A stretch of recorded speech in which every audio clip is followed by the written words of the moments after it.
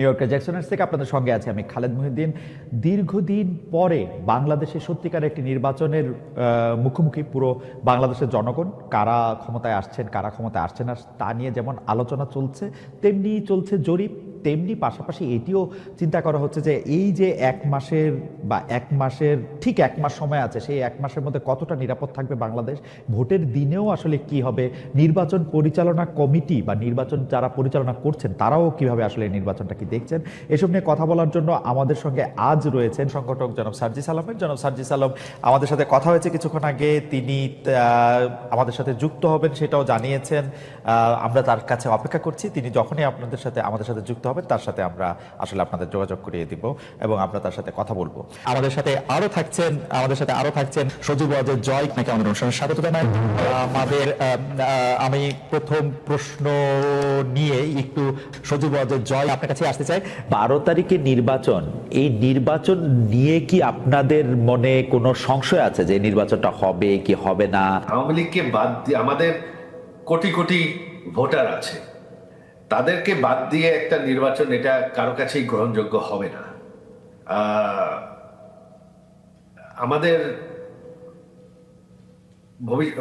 দেশের জন্য আন্দোলন করতে হবে। আমরা আন্দোলন করতে চাইনি, আমরা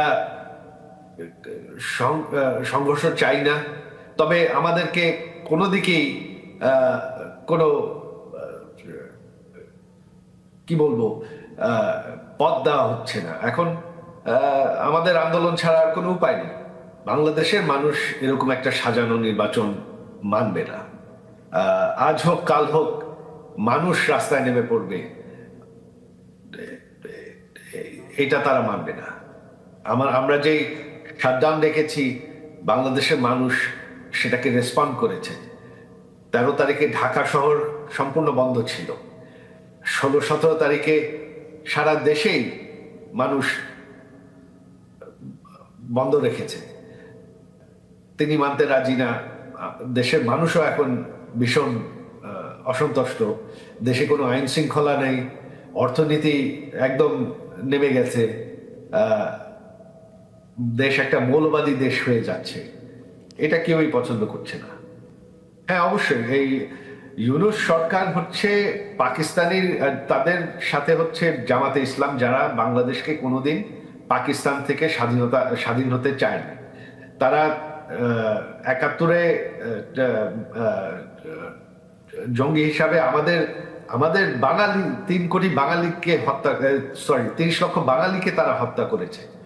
তো এখন তারাই কিন্তু ইউনূসের সাথে আছে। তারা চাচ্ছে বাংলাদেশ পাকিস্তানের একটা অংশ হয়ে থাকুক। সম্পর্কই হচ্ছে পাকিস্তানের সাথে, তারা সম্পূর্ণভাবে পাকিস্তানের সাথে জড়িত। পাকিস্তানকে তারা পারলে বাংলাদেশে নিয়ে আসে। জামাতে ইসলাম হচ্ছে ইউনূসের মেইন ব্যাকার, তারাই হচ্ছে ইউনূসের মূল শক্তি। আর তারা বাংলাদেশকে পাকিস্তানে পরিণত করতে চায়।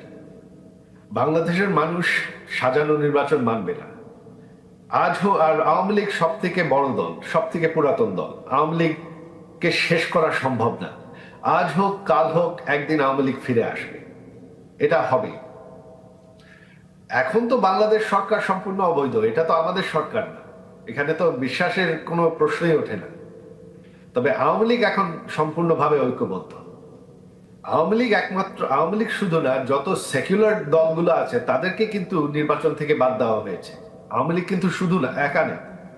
তো সেকুলার ফোর্স যদি আপনি বাদ দিয়ে মৌলবাদীদেরকেই ক্ষমতায় আনতে চান একটা সাজানো নির্বাচন করে, তাহলে তো অবশ্যই ভারতের জন্য একটা ভয়ঙ্কর পরিস্থিতি হবে। আমরা শুনেছিলাম যে আওয়ামী লীগের যারা শীর্ষস্থানীয় নেতৃবৃন্দ আছেন, আওয়ামী লীগ, যুবলীগ, ছাত্রলীগ বা তাদের মধ্যে অনেকে প্রাণ ভয় সেনাবাহিনীতে ক্যান্টনমেন্টে আশ্রয় নিতে গিয়েছিলেন। তাদের একটা মোটামুটিভাবে তাদের একটা সংখ্যাও বলা হয়েছিল আইএসপিআর থেকে এটা দিয়ে, কিন্তু পরে আমরা দেখলাম তাদের কাছে এই সংখ্যক লোক তাদের কাছে আসলে নাই। আবার এদের কিছু লোক আবার এদের মধ্যে আছে।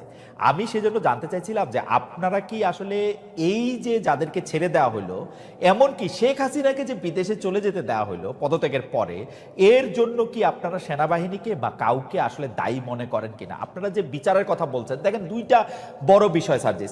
একটা হচ্ছে যে এই আওয়ামী লীগের এই অন্যায় অত্যাচার, হত্যা, গুম, খুন, 15 বছরের গণতন্ত্রহীনতা, সব প্রতিষ্ঠান ধ্বংস করা, এগুলির জন্য যে শাস্তির দাবি, সেই শাস্তি যে না হওয়া, সেই বিচার কাজ যে শুরু না হওয়া, সেটার জন্য আপনি আসলে কারে দায়ী করবেন? এখন তো আপনারা ক্ষমতায়, আপনাদের পছন্দের সরকার ক্ষমতায়, তাই না? দ্বিতীয় কথা হচ্ছে যে এই জুলাই আগস্টে যারা শহীদ হয়েছেন, সেই শহীদদের মধ্যে থেকে যারা আহত হয়েছেন তাদের চিকিৎসার জন্য, তাদের টাকা পয়সা দেওয়ার জন্য যে সরকারের, আমি কোট আনকোট ব্যর্থতা বলতেছি, সেইটার জন্য আপনি আসলে কাকে দায়ী করবেন? আপনি নিজেও আপনি দেখেন যে জুলাই স্মৃতি ফাউন্ডেশনের সাধারণ সম্পাদকের দায়িত্বে আপনি আর থাকলেন না।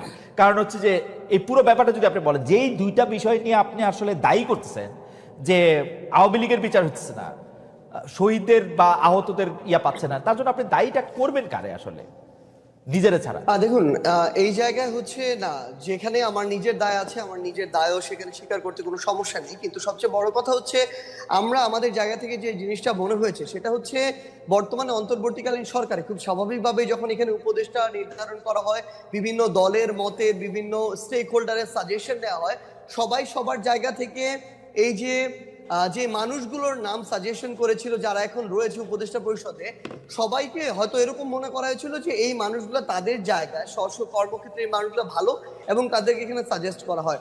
কিন্তু আমার জায়গা থেকে, আমার ব্যক্তিগত জায়গা থেকে মনে হচ্ছে এখন যারা আমাদের এই জায়গায় উপদেষ্টা পরিষদে রয়েছেন, অনেকের ক্ষেত্রে এই জিনিসটা খাটে। তারা হয়তো মনে করছেন যে বাংলাদেশের যে মানুষ যারা রয়েছে তারা হয়তো হয় তাদের মতোই সবাই ভালো, না হয় তারা মনে করছেন যে এই মানুষগুলো খুব দ্রুত ভালো হয়ে যাবে, একটা সুযোগ দিয়ে দেখি। কিন্তু সবচেয়ে বড় কথা হচ্ছে, এই বাংলাদেশে আমরা দেখছি প্রত্যেকটা সেক্টরে মানুষদের শিরায় শিরায় আসলে এই যে এতদিনের যে ফ্যাসিজম, কিংবা এই যে একটা চিন্তা ভাবনার একটা করাপ্টেড চিন্তা ভাবনা ঢুকে গিয়েছে, এখান থেকে মানুষকে বের করে নিয়ে আসার জন্য একটা স্ট্রিক্ট একটা ওয়েতে যাওয়া প্রয়োজন। কিন্তু খুব স্বাভাবিকভাবে সেটি আমরা দেখছি না।